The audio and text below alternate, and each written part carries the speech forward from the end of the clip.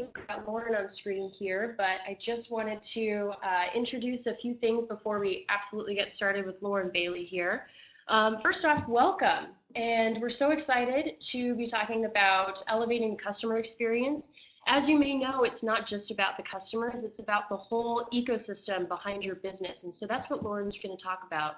It's going to be customers, it's going to be employees, and so much more. So we're really excited about that. Before we actually get into it, I just wanted to go over a few housekeeping details. So if you, during the time here, it's a little different. Normally we have presentation slides, but we thought, you know what? We're just going to go for it with the video, and we're going to do question and answer throughout. So feel free to utilize that chat box. I know David De Lorenzo's already started on it, but anybody that has just joined us, if you want to test out the chat box at the bottom of the screen there on the left-hand side, just let us know where you're calling in from. I know we had a lot of folks around the state calling in for this one. We're really excited about that. For any sound or speed quality issues, first, make sure that your sound volume is up to the appropriate level. Sometimes just making sure that you're on the appropriate level will totally fix that. And then for any speed quality issues, I would say if you want to exit and then re-enter into this webinar, sometimes resetting it is all you need to do. And then from there, the speed quality will be perfect. If you have any severe issues, just know that we are recording this session and we will make it available to everybody afterwards. It takes about 24 or 48 hours to process at the very most. So you'll have a follow-up email from me afterwards, which will include any sort of tidbits and things like that that Lauren mentions, and then also the recording as well. Okay, so yeah, if you didn't hear me, we're doing question and answer throughout. So if you want to start with where you're calling in from, that would be great. Just write in the chat box there. All right, so getting down to the meat of it, who do we have on our video screen here? This is Lauren Bailey. She is the founding partner of Upward Projects, which is a unique community of restaurants around the valley that has blossomed into premier dining places and now employs over 600 people, as well as having a loyal following across social media and beyond. It really shows the elevation of customer experience that they have had success with when you literally drive by any of their restaurants on a Monday evening and they are packed. So we're very excited to have Lauren here sharing about all of the things that they've done to really work hard and to build that success too. And with that, you know, I'm going to stop talking and turn it right over to you, Lauren. Awesome. Well, I'm excited to be here with you guys today. This is something that I feel really passionately about. It's really the essence of what we do. And it's funny, I was sitting next to a guy on the plane last week, and he said to me, "Oh, you're in the restaurant business, you're in the food business. It's really tough." And I said, no. We do make really great food, but the food is really a byproduct of what the people do, and we're in the people business first and foremost. And there's not a day that goes by that we don't remember that and think deeply about that as a starting point for everything that we do. Our company is a little unique in the way that we operate in terms of a priority that we put our employees first, our vendors second, and then our guests third. And our philosophy around that is that we know if our employees are happy and everything's going great and they're feeling deeply connected to the mission that we have at stake with the restaurants every day, that typically they're more likely to deliver an exceptional experience for our guests. So there's lots of different little ways that we've done that throughout the years, which I'll get to later, but I think that for us has been a cornerstone to some of the success that we've had and the ability to connect to these communities that we're in. You know, back in the day when we were really 1 or 2 or even 3 restaurants, really Craig and I were in there every single day, kind of high-fiving employees, high-fiving customers, vendors, everybody that had a role in the success of the business and what we were trying to do. And interestingly enough, last week I had the opportunity to attend the Conscious Capitalism CEO Summit. And it was definitely one of those things for me that was the right time, right place, because it just really galvanized the theory that we have that there's a bigger meaning and purpose to what we do besides profits. And certainly you need to have profits so you can sustain and live life and pay people's paychecks and all of those great things. But more than anything, this focus on the meaning actually propels the profits forward. And it was really neat to connect and be in the same room with 250 leaders from all over the world who have a similar philosophy. And one of the things I left there thinking about really, and continue to even at this morning in our lab huddle, we're at the lab right now, by the way, which we call because Craig and I didn't really want to work in an office. We thought we should at least call it the lab. So anyway, at the lab huddle this morning, I was telling them about the theory around this is that profitability and making money in businesses is a means to a higher purpose. And when you do that, it's very easy to focus on the purpose of the why you do that with the understanding that you have to have the means to do it. And the best example I think of that is thinking of red blood cells really in your body, and that you have to have them to breathe, to function, to live, to move through the world. But you certainly don't wake up in the morning and think to yourself, man, I really hope I really make a lot of red blood cells today, and I really hope I do everything possible to shore up these red blood cells. No, you wake up in the morning thinking, what interactions am I going to have today? What is going to be meaningful to me? How am I going to make someone smile? And there's a million thought processes that happen in that process. That being said, you also don't want to, you want to make sure that you're not doing things to hurt your body physically so that you have the ability to do that. And the same is true for profitability in businesses. And we believe that if we are focused on that meaning and that purpose, that naturally the profitability takes care of itself, and that we do focus on it, but it's not the reason that we exist. So how do we do that? I think that's probably all of why you guys are here. And there's probably a lot of questions or wanting to know you know, some of the smaller, more mechanical things that we do to keep this going. And I think it's really important to point out, as our company scaled, and I certainly never thought, you know, 10 years ago I'd be sitting here in front of you and we'd have 13 restaurants and in 3 states and 600 plus employees. I thought if I had one restaurant, my mom would quit asking me what was I going to do with my life. So we're moving along that fashion. The point is, though, is that we have never changed the intention of what we want to do or the reason that we do things, but we have certainly changed how we do it. So back in the day when Craig and I would come into the restaurant, we naturally would ask employees all the time, what did they think? Did they have any new ideas? How did they want to contribute? How was the day yesterday? What was the most meaningful way to do it? And we found that one of the biggest things that was important was to make people know that they had a voice and that their thoughts counted, that their ideas counted. And in the beginning, we did that literally physically by going in there and talking to everyone. Well, as we grew, it became obviously more difficult to do that because we weren't in one place. We could only be in one place at a time. And even if all I did all day was drive to every one of the restaurants, there would be really no way to accomplish that goal. So what I found over time in talking to a lot of people is companies have a tendency to abandon those intentions as they scale. And we felt that it was incredibly important to figure out a different way to do this same thing, but in other ways. And how could we do it with more people? How could we give them lines to the leadership team on a regular basis? How could we do it anonymously? How could we create spaces for it? So we did a few things. First of all, we created an email address at Upward Projects called ithink@upwardprojects.com. And we allow anyone to email anything to that at any time, any part of the day. And it's received by Sam Fos, who's HR director. And I'd say probably 75% of those things come in anonymously. And maybe half of them are really positive. Like, I love my manager. I love that you guys put new art in the restaurant. I have an idea for a new food item. And then the other half of them are really constructive. And they would say, we actually got one this morning that said, I really don't think we should let people wear perfume or patchouli in the restaurants. And why is this important? I think it is for a lot of reasons. First of all, when there is a distinct connection between the leadership team and the people that are experiencing and working in your business day to day, they feel empowered and important. So they are going to look through a lens of your business differently than they would if in their minds they are solely there to complete a job. And if they have a list of tasks to do and the success to them is accomplishing those tasks, And you can take it to the next level where success to them is not only accomplishing the tasks, but also being empowered to think differently about them, to add to it, to do it faster, to do it more fun, and that they feel that you value their perspective from that standpoint. Incredibly important.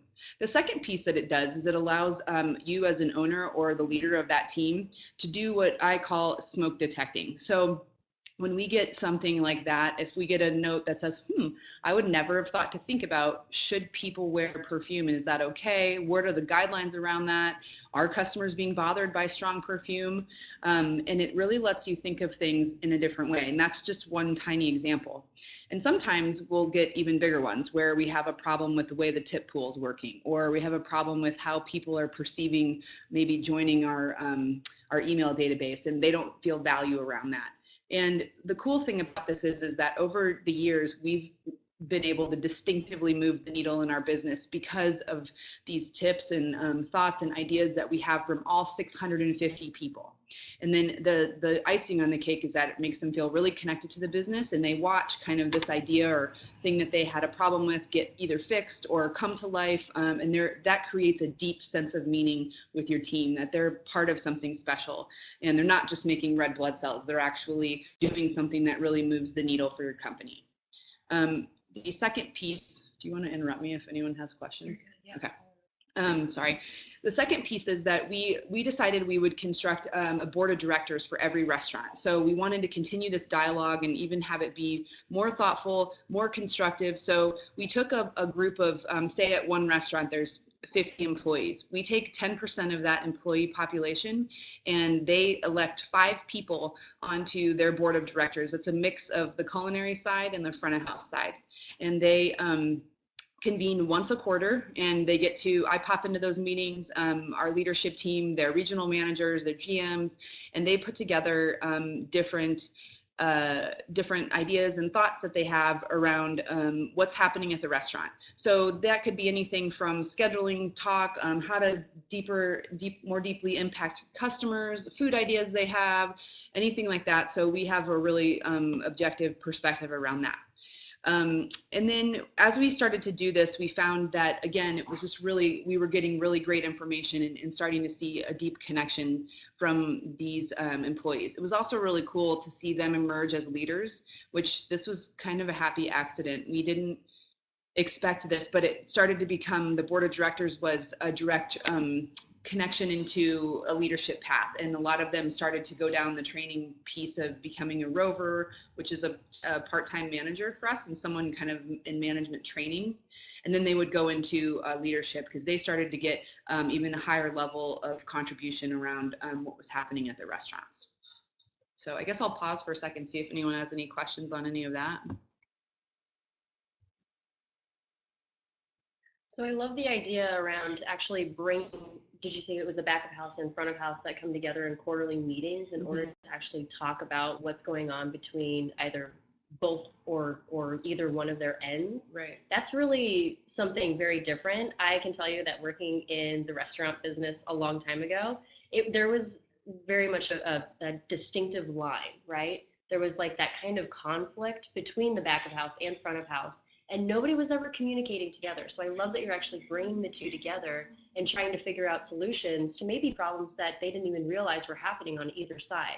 So you find that helps with efficiency and also just kind of camaraderie too? 100%. I think that it does a lot of things. It does that. I think naturally in the restaurant business, and I'm sure there's other people who feel this way too, is that you're kind of in defense mode and you're sort of waiting for problems to happen. Doing this let us sort of bring things to the surface that we knew were probably issues, but you know, you kind of have that feeling where like something's not right, but I don't really know what it is, and I'm just gonna, you know, hang on until something really bad happens, and then I'll clean up the mess. And so certainly that was kind of bringing things to light in a better staccato than waiting for them to get to be really bad, and then they were harder to fix or clean up or change or anything like that. The connection between front of house and back of house, I think, for all time has always been a struggle, because there's sort of just a disconnect between, obviously the functions of the jobs are really different, but you know, kind of that theory of walking a man in a mile in a man's shoes. And I think this goes both ways, that there's stressors around the front of house and having to be a million places, and you know, you never know who's coming to sit in your section, and then the stressors of being on the line and having, you know, a row of tickets that are all modified, and you're like, what's happening? And there just being kind of a lack of understanding around that. And we found that quarterly meeting is a chance to get that stuff out on the table, where for instance the culinary team can say, hey, when you guys modify and you do this, it's really hard for us to you know, meet the requirements for the ticket times that we aim for. And you know, they're like, oh, we didn't even think about that. And there's this kind of it forces communication, which I think is super important in companies. Yeah, to your point. Absolutely. All right, so we've got a question here. How did the part-time managers work with the team? How do the part-time managers work? Oh, okay. So when we got bigger, what happened was, honestly, we were having a problem with vacation coverage, sick time. If someone got sick or something happened where there was a long-term effect on the restaurant, we didn't have anybody to do that. And so honestly, like, I would go in and work it, or Eric Henderson, who's our director of operations, or area managers, were being deployed into stores. So we needed to have somebody who knew how to run the restaurants, who could literally pop right in and fit in those moments. But we also wanted to kind of have a long-term pipeline and a bench of leadership people who were ready to slide in if and when something happened. For us too, we were opening more restaurants. So the more people had kind of in the bullpen ready to go, the better. So typically these folks are servers or people on our team who have a desire and an interest to be a leader in our company. And it starts out, like I mentioned, usually them joining the board of directors and kind of having, being a stakeholder in the business beyond just what their hourly position is. And so then they start in on our management training program, and they learn the functionalities of the side of leadership. So, and then I would say 8 out of 10 times these folks end up in a full-time position. So they start off as a rover, go through the training plan, and then we'll start to work in the restaurants here and there. And then even when we go through season and busy times, we'll schedule mids, if the restaurant needs it. And then they typically make their way into, when the time comes, to a full-time position. So they, at times it can be tough because I think they're not going to those weekly management and leadership meetings, so they're a little bit out of the loop, and there can be a little bit of a disconnect around that. But typically they're really hungry to get in line for the next leadership position. Right on, thank you. Right. Just feel free to keep buzzing them in if you have any other questions. Thank you, Maritza. Awesome. So I'd say the other thing to talk about too is from employee engagement standpoint is communication and knowing what's going on in the company. And as we got bigger, there were a lot more departments, and we're actually facing that right now. So the more departments that we had, they were actually, this is an actual challenge that we're having at this moment. I can show you actually here. You can see this is on our window at the lab.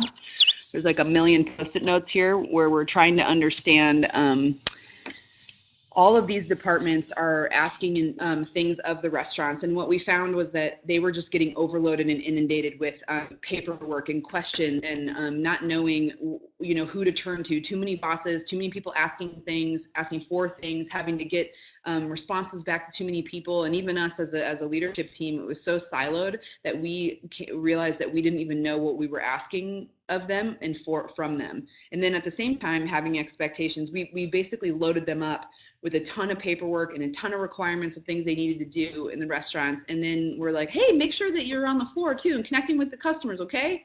And there was literally no physical way, or is no physical way, that they can do all of that. And as we continued to add things that we felt there was a reason behind every single one of them, but what we didn't consider was what the overall functional process looked like to accomplish those things with that team. And as we added, we didn't even realize everyone was adding until we looked at this wall of stuff that was sincerely large and was also outside the scope of just running the regular restaurant. So what we had to do is, we're in the process of doing this right now, is going back through and assessing, first and foremost, does this item that we're doing actually have value, and how do we value it? And is it important enough to keep doing it? And is it getting us what we really want to get?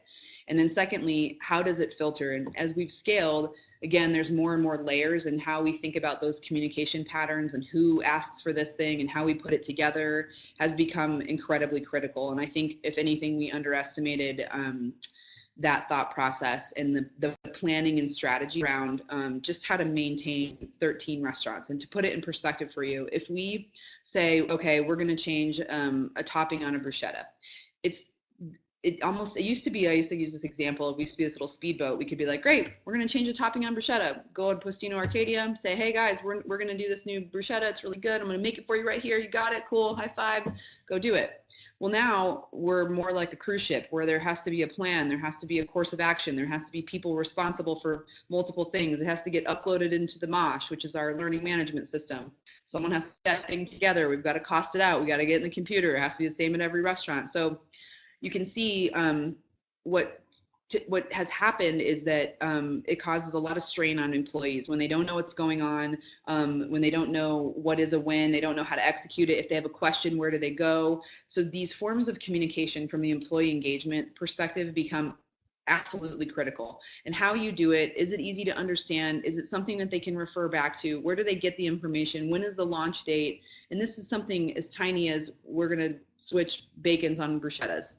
And so if your team and your leadership team doesn't have a sincere grasp on what that process is, or it's changing as you grow, I think it makes it incredibly difficult for employees to navigate, and it's incredibly frustrating. And then in our experience, what happened was we were super nimble and we could do anything really quickly.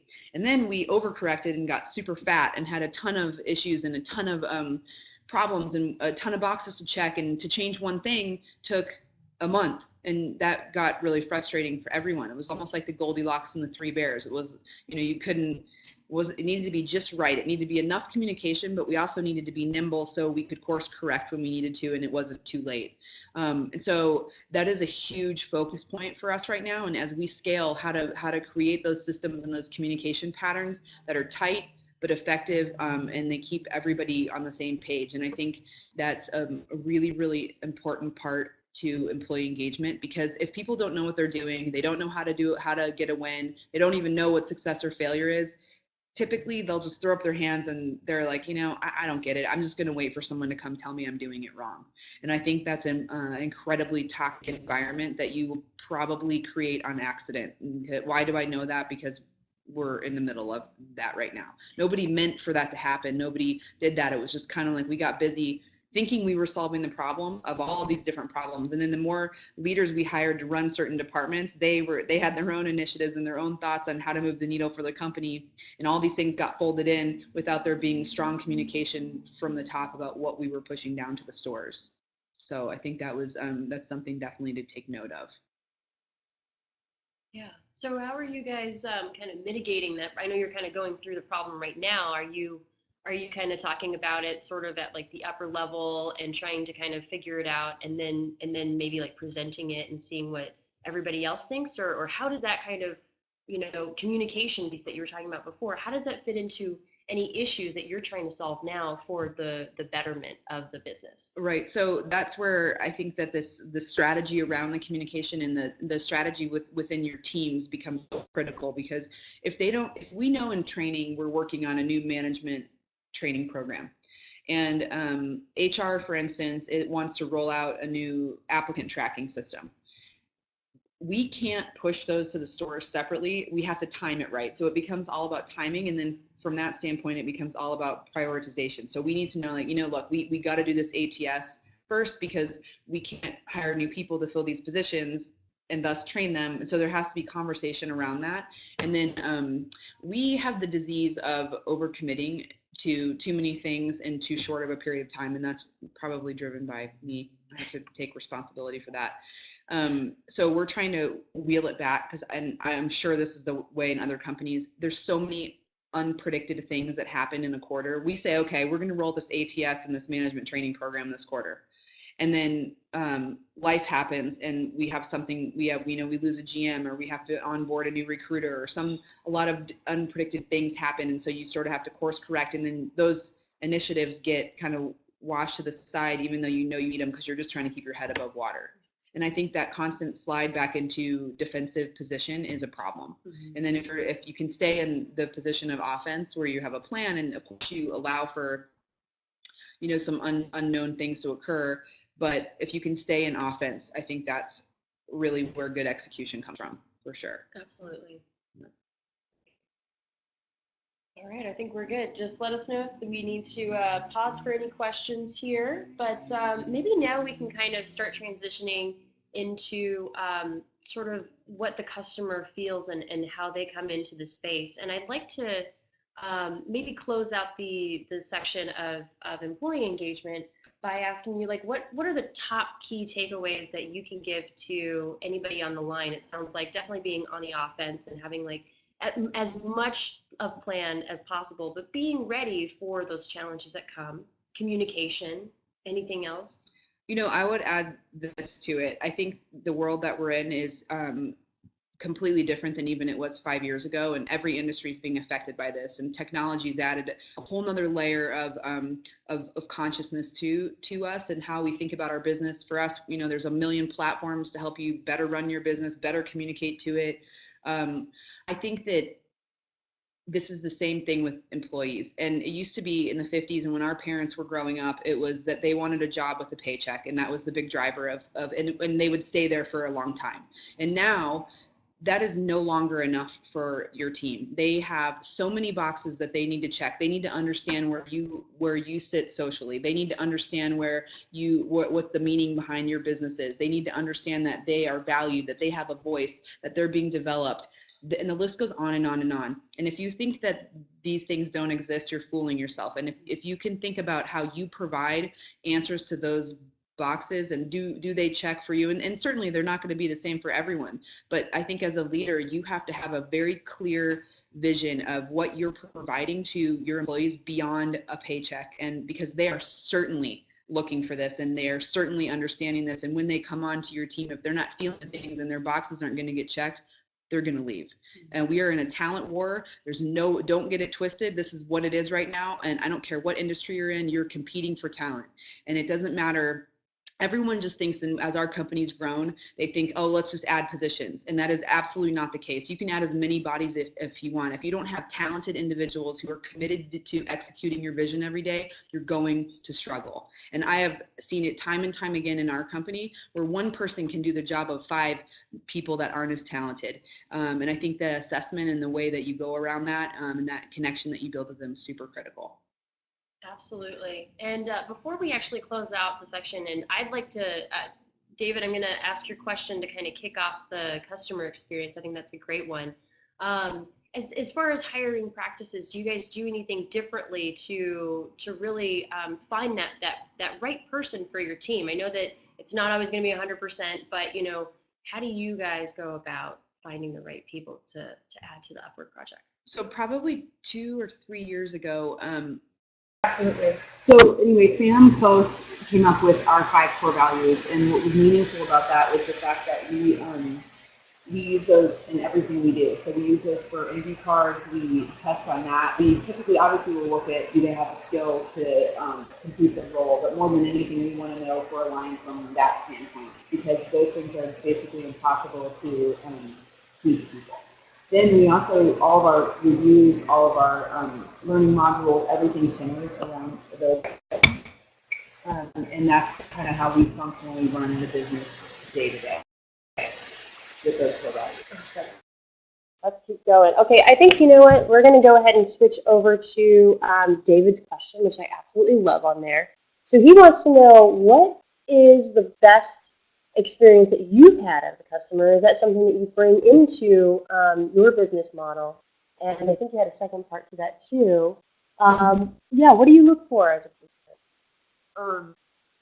I think that I've had so many, and I think that feeling really valued and communicated to are cornerstone to a great customer experience for myself. I think one of the interesting things is, again, I think a lot of companies wait to go on the offense or to go on defense once something happens or something doesn't work. And certainly you want to create moments for people in those scenarios. But the most significant ones for me are when people create moments in a time of good, and they go out of their way to create a moment for you in a positive set. So one of the things I can think of that comes to mind is, ordering something from Zappos, for instance, which is something, and Tony Shea, I'm a huge fan of his, not only from the way that he runs his business from the customer, for the employee perspective, but also for the customer. And they love to delight and surprise their customers. So when you order a pair of shoes, they would go ahead without you even knowing, for free. They would next day air your shoes to you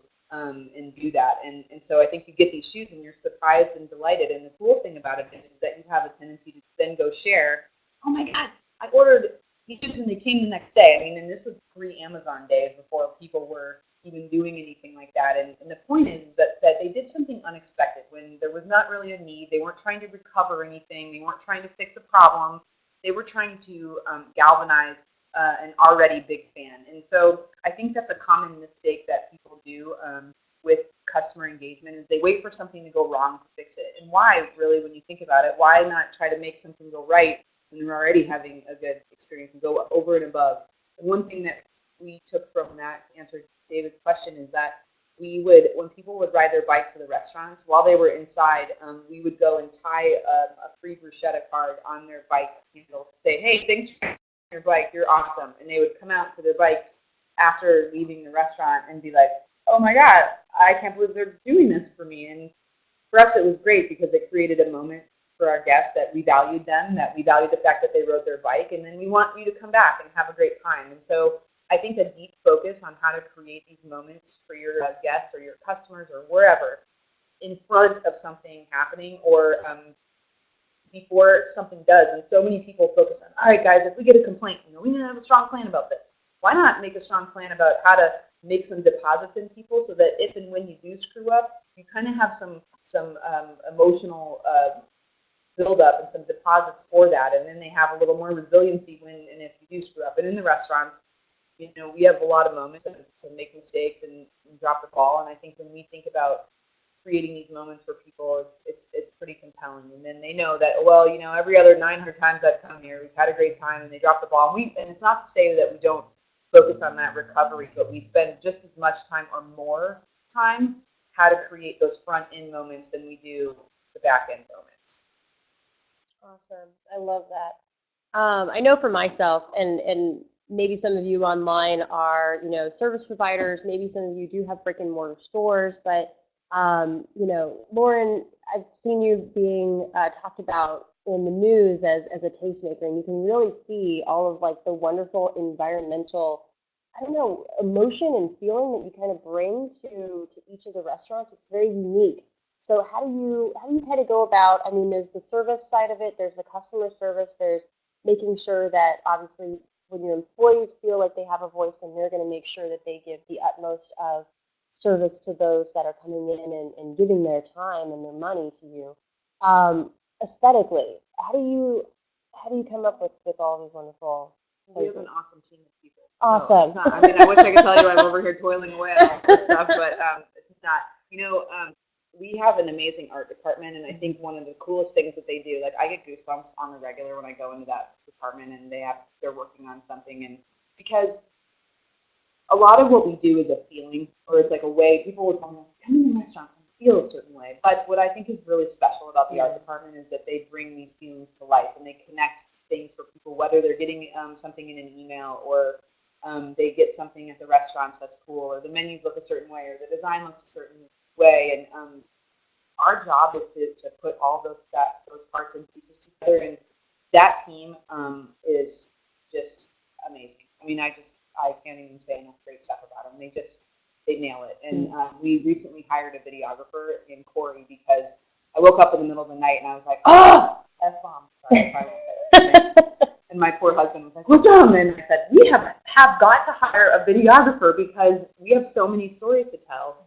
And I think that people are really interested to know a lot of the different faces and the people who contribute to this daily. It's pretty interesting. But again, it all goes back to their connectivity to the company and the mission and what we're trying to deliver every day. So it seems easy for them to come up with this stuff in a way. I'm sure it's a big challenge for them too, but to me, it really comes together pretty seamlessly. Yeah, absolutely. I love that. And that's really the new age, like you were saying, as well as, hiring has completely changed. The way that we think about jobs have completely changed. How long we stay in a position has changed. But also the way that we talk about our businesses have changed. And now we have the capability as business owners to be able to tell that story through video. So this is something that I would encourage everybody. We've done like a webinar on this, and I hope to do like a 2.0 or maybe do the 101 again. I'm not sure, but this is the most important thing that you can do as a business owner is tell your story, because when we talk about the fact that you are local is great, but why is that important? Nobody cares about what you do, they care about the why. And so when you can tell that story, whether it's just a quick snippet in a video that has no sound, or you have a whole, wonderful production going on, you can get that feeling and that emotion that Lauren's talking about, and you can really bring people into the fold of the why of what you're doing. And I think that, as far as the community goes, I know there's plenty of people on the line here. David, I know you're one of them. And I know, Tucson, you guys are amazing. You collaborate together and you give back to the community. Can you talk about why that's so important too? Like, why did you decide to make your mark, put your roots here in Arizona too? I think I made the smartest answer, but it felt good. It still feels good to do it. It feels good to do this. It feels good to, we walk in and we know that it's not lost on us in a way. I mean, I used to tell my team all the time, guys, we're not saving babies here. We're not doing rocket science. Let's not freak out. And the reality of it is, in some ways, we're doing something just as good or even more important, because it's not lost on us that we get to create a table for people to do some of the most important things of their lives, where they get to come in and decide they're going to have a baby, or take a job, or buy a house, or take, a million different decisions, or meet their friend who they haven't seen in 10 years. And in those moments that we consider that a huge honor and a privilege that we provide that space where people decide to do that. And it gives me goosebumps thinking about it. I mean, I feel like being in this town, there's so many people that care about the city, that are really wanting to move it forward, that truly, it never ceases to amaze me how many people here are willing to help other people for no reason. They just want to help. And if you raise your hand and you think about all over the community, I mean, Sam Fox helps us a ton. I'll call him and be like, oh, we don't know what to do with this HR thing. And he's like, great, talk to my people, or I have an answer, I know somebody. And there's 50 of those types of people. It's wild. I mean, I really don't know of, I tell other people this that I know from other cities, and they're like, oh no, we don't do that. We're operating off a scarcity model here. Like there's not enough for everyone. And I think the coolest thing about Phoenix is that we are not operating off of a scarcity model, not even kind of. We are operating off of an abundance model, and there is enough for everybody. And there's a deep sense of belonging that comes from that abundance for everyone, and wanting to help and lift everybody up. Through these events that we're having, Taco Festival, Lost Lake, all the stuff that's coming and happening here, all the culinary events that were happening, all the restaurants that are opening, the people that are putting their time and their emotional capital into the city. It's addicting, man. Yeah. It's super cool and super inspiring, and I feel like, it's really neat to be a part of it. Yeah. And I know I'm not alone in that thought. Absolutely. Yeah, I think for myself, we talk about that in Local First Arizona, where it's technically called placemaking, but really it's a sense of home. It really is. And part of that sense of home really includes all of the people around you. Who's helping you, and who are the ones that are working off of that scarcity model? Like, how can we help to kind of shift that thinking? There is a lot that's going on, and there's a lot to be able to share and collaborate with all the time. All right, so we're going to pause here just for a quick second, make sure everybody's still with us, and if there's any questions or anything like that. You guys have been lovely, by the way. Thank you for sticking with us.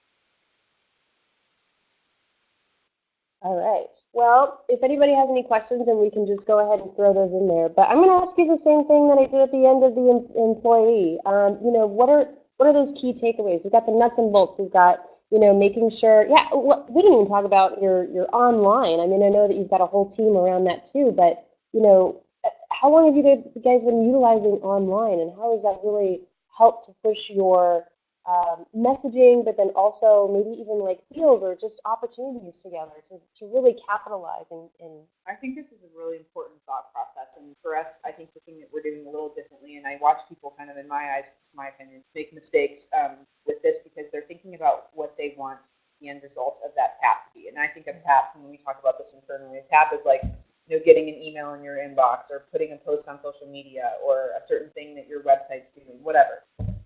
So if you think from the standpoint of constructing this tap from what you want the end result to be, example, I want people to come and eat at brunch at Windsor. So I would put an email blast out and say, brunch at Windsor, come eat here. That's not meaningful to people. And in the world of real estate, particularly in online and email boxes, you have a tiny fraction of a second to gain people's attention. And that's even for them to even open your email, let alone actually act on it or move their behavior in a way that you want to do that.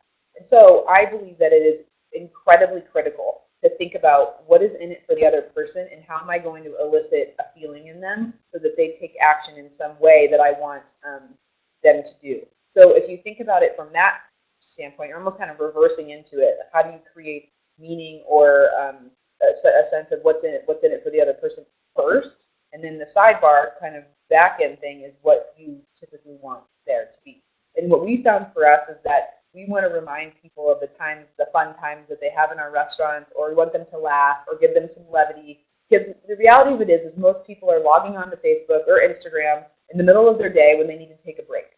Instagram and Facebook and all that kind is like the new age smoke break. Like you need to kind of pull out of your world for a minute, and how you do that. And when we create those moments for people of something that's funny or engaging or something they want to share or they want to tag their friend and say, oh, let's go have wine at Postino. If you're thinking of it from the front end of how to elicit that feeling in people or that kind of like time out of laughter or something funny. I mean, look at Buck Jerry, the guy on Instagram.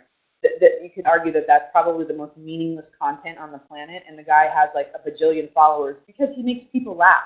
Those posts are designed 100% to make you laugh. They're not designed for him to get advertisers or whatever else that he does. I don't even know if the guy makes money. They're 100% designed for the receiver. And if you think about your marketing efforts from the standpoint of this is designed 100% for the receiver, I believe that you will have success. And that is how we try to do it. I love it. I'm going to start saying that social media, especially Facebook and Instagram, are the new smoke break. Yeah, it's a new smoke break. It absolutely is. I guess I have like a whole pack a day, Yeah, everybody does. It's wild. It's super wild. That's so funny. All right, perfect. Well, we'll give it just one more minute here, but maybe in the time that we're waiting to see if anybody has any final remarks. So wrapping up the customer experience, what are the major takeaways for you? Ask your questions.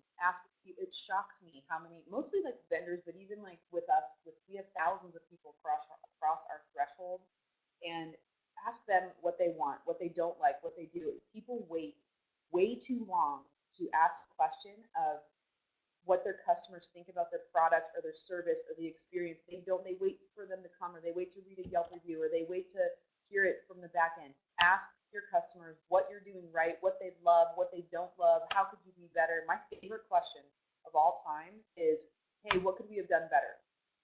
Because if I say to someone, how was it? They're going to lie to me and tell me, it was great, even if they had a terrible time because they don't want to hurt my feelings. But when I say to them, what could we have done better? They have to come up with something. And it doesn't feel as offensive. So if you can think about how you turn the knobs to elicit a really good response that you can get a juicy nugget from. And if I say that to someone and they went to Windsor and I said, what could we have done better? And they said, man, I really wish that you guys would put, tacos on the menu because I really love tacos. Or I wish you had a better program for kids because my kids don't know what to order there. And you're like, wow, I can move the needle on that. So I would say, ask the question all the time. Ask your employees what you can be doing better. Ask your customers, ask your vendors, hey, how could we be a better vendor to you? What could we do? That one will totally shock you because no one asks vendors, like, how could I be a better person that buys things from you? Nobody asks that. I think being in the mode of asking questions all the time is like legal cheating. That gives you so many good little nuggets and is the needle one. I love it. I love it. And keeping that kind of positive tone too, where you're not saying like, I know we did a terrible job. It's let's have a dialogue. Let's actually keep it open because we really care about the experience that you have and we want to be better. That's awesome. All right, perfect. Keep yourself on the offense in everything. You have to keep yourself on the offense with your employees, with your customers. If you're sitting around just waiting for stuff to happen and then how you're going to react to that, and maybe you're a badass at reaction, but when you keep yourself in the offensive mode all the time, then you're in control of what happens and how you move the needle for yourself and your team. And people expect positivity, I think. You know, if you're on the offense rather than that reactive, you know, you might, like you said, you might be really good at that. Like, who ever wants to like sit in the trenches and get, you know, all of these bullets riddled on you all the time? Nobody does that. Nobody wants that. I like that a lot. Wonderful. Well, I think we can wrap it on up here. Once again, thanks everybody for joining us, and thank you so much, Lauren. I mean, I think that I've learned a lot, and I'm also going to send out something that we actually recently had our Sociant Summit, which is the Social Entrepreneurship Summit. It's the second year that we've done this, and this is essentially around how can local businesses really do good for their community and also market the good that they're already doing. Like Laura was saying, tell their story. We want all of our local businesses to the opportunity to find out how they can tell their stories because there's tons of them out there. So we had Paul Saginaw, who, if you're not familiar, he is from Zingerman's, which is a local deli in Michigan, and that would mean nothing except that he has blown up the idea of customer service and really thought about how the customer experience happens. And I think that there's a lot of parallels in what you're hearing right now and what he talks about. So I'm going to send along a little tidbit about Zingerman's as well. And I think that between the two webinars today and what I'm going to send you, you're going to have a lot of tidbits to be able to put into your business tomorrow. All right, everybody, we will see you hopefully in November when we close out with a seminar with our very own Kimber Lanning, and she's going to be talking about collaboration. So you're going to hear real world examples, out of box ideas, and really great ways that you can, again, work together, have that abundance model, not scarcity model, and really build the business that you want and also the community and economy that you want. All right, guys, see you next time. Go Arizona!